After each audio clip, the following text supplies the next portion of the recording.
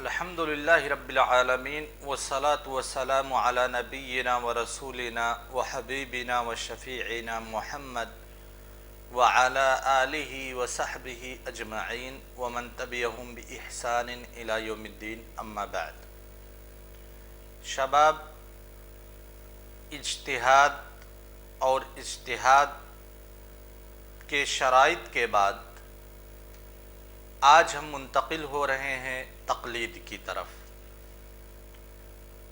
تقلید آپ کو بہت عجیب لگے گا کہ کیا تقلید بھی کوئی بحث ہے جو پڑھنی چاہیے؟ کیونکہ آپ کے یہاں کا جو ماحول کریٹ کیا گیا ہے،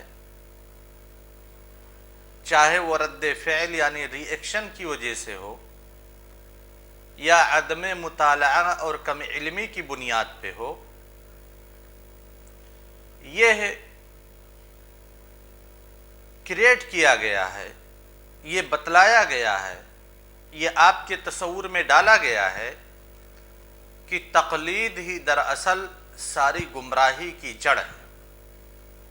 تقلید ہی دراصل ہر قسم کے بدی کا محور ہے،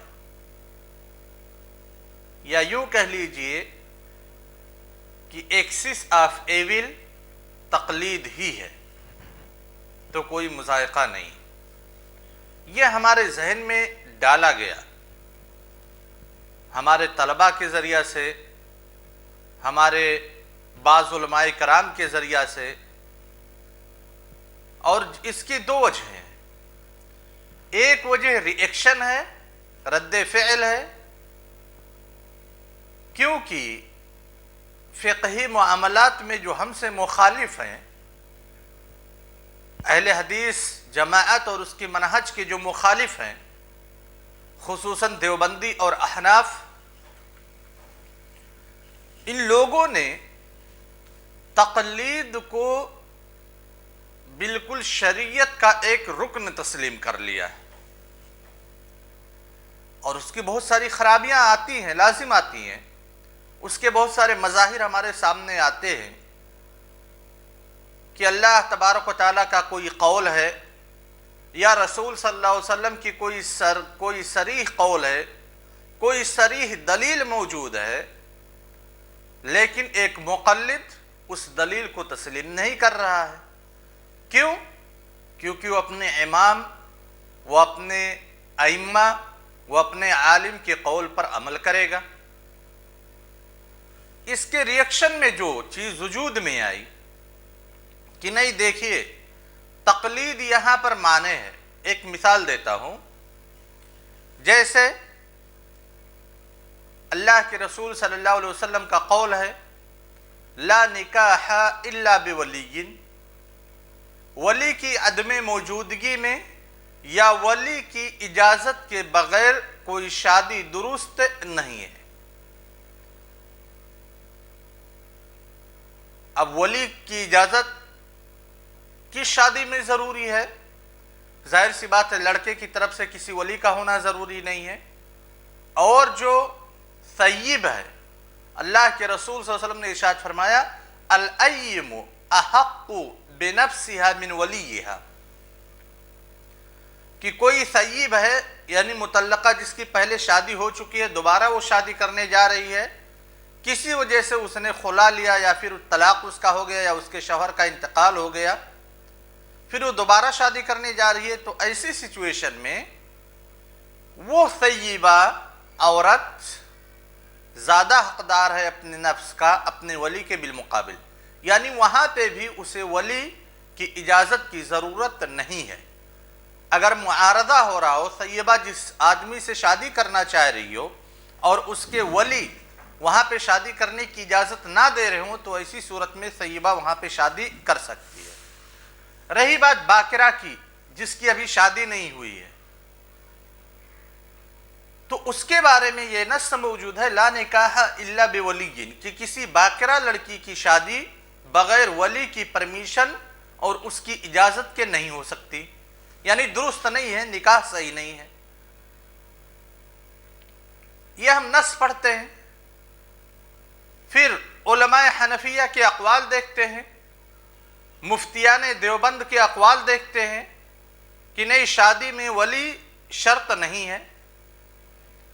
اب ہمارے سامنے یہ ایک سچویشن آتا ہے کہ ایک طرف اللہ کے رسول صلی اللہ علیہ وسلم کا قول اور ایک طرف فقہ حنفی، اللہ کے رسول صلی اللہ علیہ وسلم کے قول کے بموجب شادی میں، نکاح میں، باکرہ لڑکی کی نکاح میں ولی کی موجودگی ضروری ہے، ولی کی اجازت ضروری ہے، اور دوسری طرف فقہ حنفی کہ بغیر ولی کے بھی نکاح درست ہے۔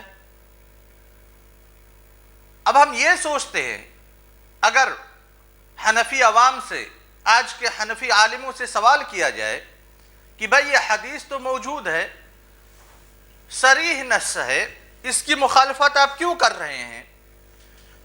کہتے ہیں کہ ہمارے امام صاحب کا فتویٰ ہے کہ ولی کی اجازت شادی میں ضروری نہیں ہے۔ یہ صرف ایک تقریبی مسئلہ ہے، فقہ حنفی کی حقیقت یہاں پہ وضاحت نہیں کی جا رہی ہے۔ لگے ہاتھوں یہ بھی بتلا دوں کہ جو مشہور کیا گیا فقہ حنفی کے تعلق سے کہ علماء احناف شادی میں ولی کی شرط نہیں لگاتے ہیں، علی الاطلاق یہ کہنا درست نہیں ہے، فقہ حنفی کے خلاف ہے۔ علماء احناف یہ کہتے ہیں کہ جب لڑکا اور لڑکی کے مابین یعنی زوجین کے مابین کفاءت پائی جائے تو ایسی صورت میں ولی کی اجازت شرط نہیں ہے، لیکن اگر زوجین کے مابین کفاءت نہیں پائی جا رہی ہے تب ایسی شکل میں جو جمہور کی رائے ہے کہ ولایت شرط ہے، وہی علماء احناف کی بھی رائے، لیکن جو مشہور ہے اس پہ گفتگو کر رہا ہوں۔ تو ہم نے دیکھا ایک طرف اللہ کے رسول صلی اللہ علیہ وسلم کا قول ہے، حنفی اس کو نہیں مانتے۔ کیوں نہیں مانتے بھائی؟ ہمارے امام صاحب کا فتویٰ ہے ایسا۔ اب اس کا ریئیکشن ہمارے سامنے آتا ہے کہ امام صاحب کے فتویٰ کی وجہ سے ایک حدیث پر عمل کو ٹھکرایا جا رہا ہے، لہذا یہ بہت بڑی غلطی ہے۔ اور کیوں وہ حدیث پر عمل نہیں کر رہا ہے؟ کیونکہ اس کے امام صاحب کا فتویٰ اس حدیث کے مخالف ہے اور وہ امام صاحب کی تقلید کو واجب سمجھتا ہے، لہذا تقلید یہ نصوص سے مخالفت کا طریقہ ہے، راستہ ہے، ذریعہ ہے، سبب ہے، لہذا تقلید ہم نہیں کریں گے۔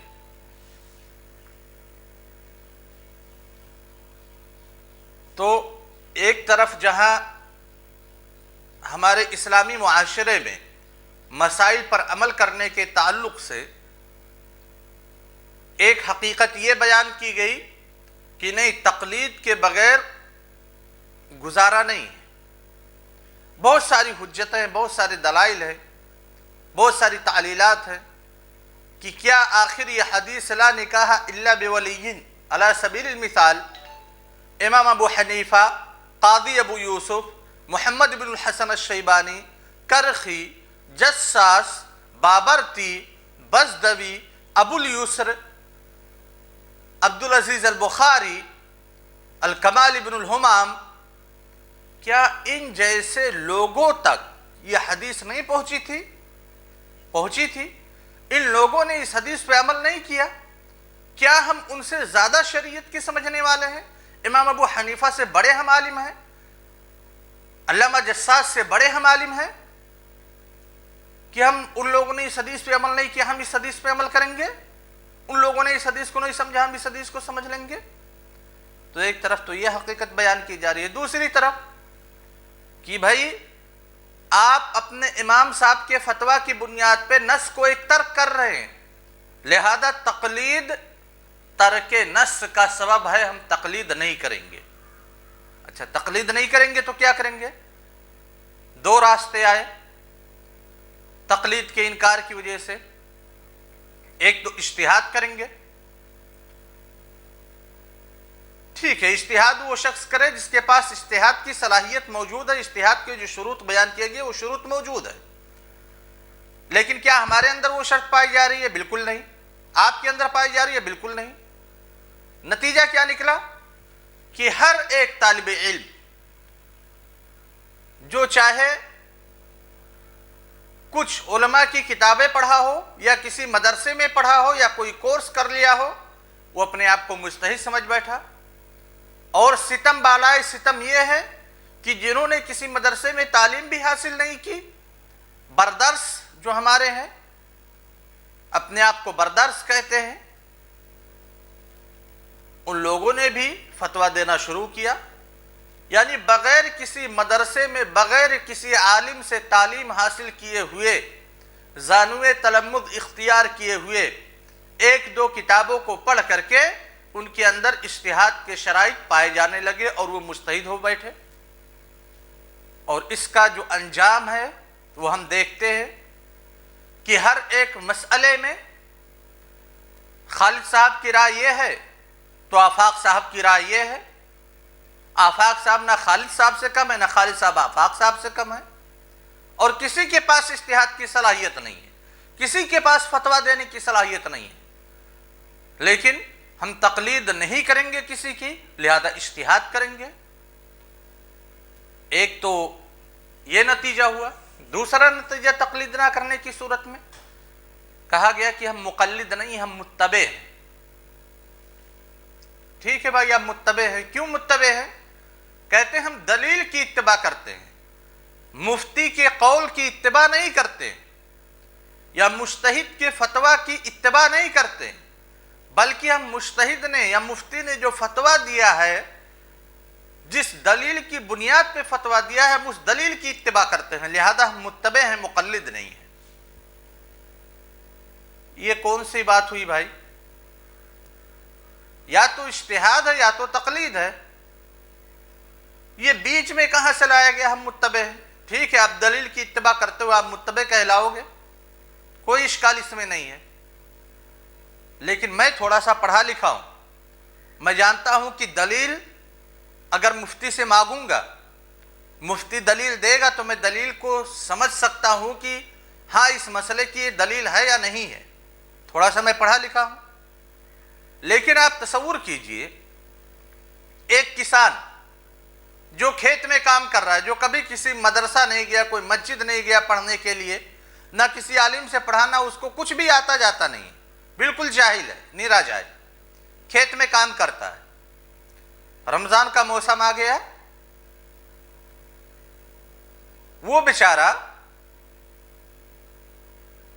آنکھ میں دوا ڈال لیا، ایک مثال کے طور پہ آنکھ میں دوا ڈال لیا۔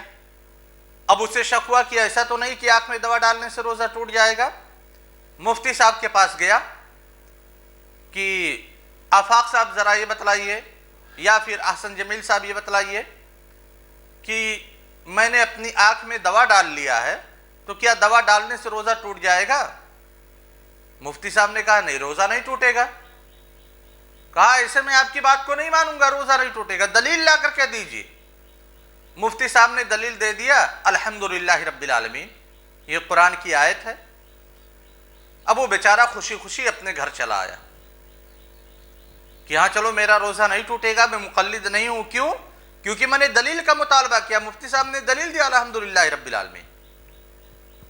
اب بھائی چاہے مفتی صاحب اس کو الحمدللہ رب العالمین دلیل دے دے، یا ایاک نعبد و ایاک نستعین دلیل کے طور پہ بتلا دے، کیا وہ سمجھ پائے گا؟ تو کیا ہوا؟ متبع ہوا کہ مقلد ہوا؟ مقلد ہوا، متبع وہ نہیں ہے۔ تو یہی تقلید کا مسئلہ ہے۔ ذرا دیکھ لیتے ہیں کہ تقلید کی تعریف کیا ہے، تقلید کس کو کہتے ہیں۔ لغت میں تقلید کہتے ہیں وضع الشیء فی العنق محیطا بہ کالقلادہ، گردن میں یا گردن کے ارد گرد کسی چیز کو اس اعتبار سے رکھنا کہ وہ چیز پوری گردن کو محیط ہو، جیسے کہ ہاتھ گردن کے چاروں طرف رہتی ہے، اس کو لغت میں تقلید کہتے ہیں۔ اصطلاح میں تقلید کس کو کہتے ہیں؟ علامہ ابن عثیمین رحمہ اللہ فرماتے ہیں اتباع من لیس قولہ حجہ، ایسے شخص کی اتباع کرنا جس شخص کا قول حجت نہیں ہے، جس شخص کا قول फी नफ्सिही हुज्जत और दलील नहीं है, ऐसे शख्स की आप इत्तबा करेंगे तो आप मुक़ल्लिद कहलाएंगे। अब देख लीजिए, कहते हैं फ़ख़रज बिक़ौलिना मन लैसा क़ौलुहु हुज्जा, जो हमने ये क़ैद लगाई है तारीफ में कि ऐसे शख्स की इत्तबा करना जिस शख्स का कौल हुज्जत नहीं है, इसकी क़ैद से निकल गया नबी करीम सल्लल्लाहु अलैहि वसल्लम की इत्तिबा, क्योंकि नबी करीम सल्लल्लाहु अलैहि वसल्लम का कौल फ़ी नफ्सिही हुज्जत है। अगर हम नबी करीम सल्लल्लाहु अलैहि वसल्लम के कौल या फ़ेल पर अमल करते हैं तो हम मुक़ल्लिद नहीं होंगे। व इत्तिबाउ अहलिल इज्मा, और अहले इज्मा की इत्तिबा करना, क्योंकि इज्मा भी बिज़ातिही फ़ी नफ्सिही हुज्जत है। व इत्तिबाउ सहाबी, और सहाबी की इत्तिबा करना, इज़ा क़ुलना इन्ना क़ौलुहु हुज्जा, जब हम ये तस्लीम करें कि सहाबी का कौल हुज्जत है और राजिह कौल के मुताबिक सहाबी का कौल हुज्जत है, लिहाजा किसी सहाबी के कौल पे हम अमल करेंगे तो हम मुक़ल्लिद नहीं कहलाएंगे। अहले इज्मा के कौल पे अमल करेंगे तो हम मुक़ल्लिद नहीं कहलाएंगे। नबी करीम सल्लल्लाहु अलैहि वसल्लम के कौल पे अमल करेंगे तो हम मुक़ल्लिद नहीं कहलाएंगे। अगर कुरआनी नुसूस पे हम अमल करते हैं तो हम मुक़ल्लिद नहीं कौल कहलाएंगे। इसीलिए कहा फ़ला युसम्मा इत्तिबाउ शैइन मिन ज़ालिका तक़लीदन, जो चीज़ें बयान की गई जो बज़ाते खुद बनफ्सिही दलील हैं, हुज्जत हैं, चाहे वो कुरआनी नुसूस हो, अहादीस नबविय्या हो, अहले इज्मा का कलाम हो या फिर सहाबी का कौल हो, तो ये सारी चीज़ें तक़लीद नहीं कहलाएंगी। लिअन्नहु इत्तिबाउन लिल हुज्जा, क्योंकि दर हकीकत ये सारी चीज़ें हुज्जत हैं और आप उनकी इत्तिबा कर रहे हैं।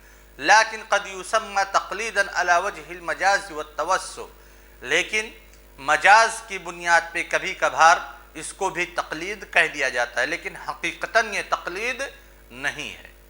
तक़लीद की तारीफ़ हो गई।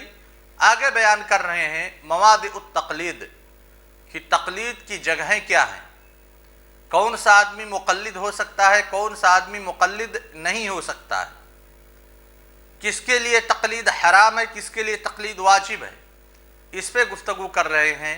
और ये दर्स इंशाअल्लाह कल शुरू किया जाएगा कि तक़लीद किन के लिए दुरुस्त है और तक़लीद किन के लिए दुरुस्त नहीं है। वस्सलामु अलैकुम व रहमतुल्लाहि व बरकातुहू।